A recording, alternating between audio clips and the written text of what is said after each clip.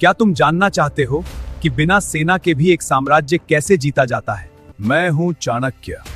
कुछ लोग मुझे कौटिल्य कहते हैं, कुछ विष्णुगुप्त, लेकिन इतिहास मुझे उस व्यक्ति के रूप में जानता है जिसने बुद्धि को तलवार से भी अधिक शक्तिशाली बना दिया। तुम सोचते होगे कि युद्ध सिर्फ मैदान में लड़ा जाता है, तलवारों और हाथियों के बीच, पर मैं तुम्हें एक रहस्य बताता हूं। असली युद्ध परछाइयों में लड़ा जाता है। जब मैंने मगध की शक्ति देखी तो समझ गया कि सीधे टकराना मूर्खता होगी। इसलिए मैंने बनाया गुप्तचर तंत्र, ऐसा जाल जिसमें दुश्मन खुद फंस जाए और उसे खबर भी ना हो।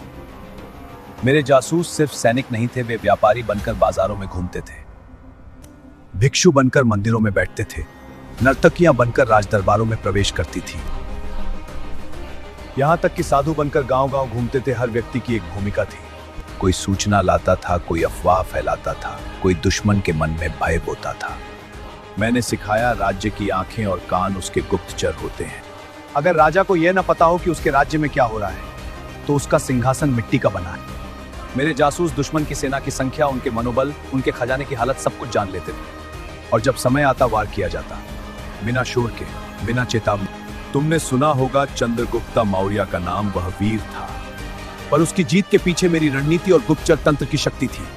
मैंने अपनी पुस्तक अर्थशास्त्र में लिखा, दुश्मन को हराने से पहले उसे समझो, पर उसकी जीत के पीछे मेरी रणनीति और गुप्तचर तंत्र की शक्ति थी। हमने पहले जानकारी जुटाई तो उसकी असली ताकत उसकी सेना नहीं बल्कि उसकी सूचना व्यवस्था होती है, क्योंकि जो शत्रु को जानता है वह आधी लड़ाई पहले ही जीत चुका होता है। तो बताओ, क्या अब भी तुम्हें लगता है कि जंग सिर्फ तलवार से जीती जाती है? याद रखना, बुद्धि से जीता गया युद्ध सदियों तक टिकता है।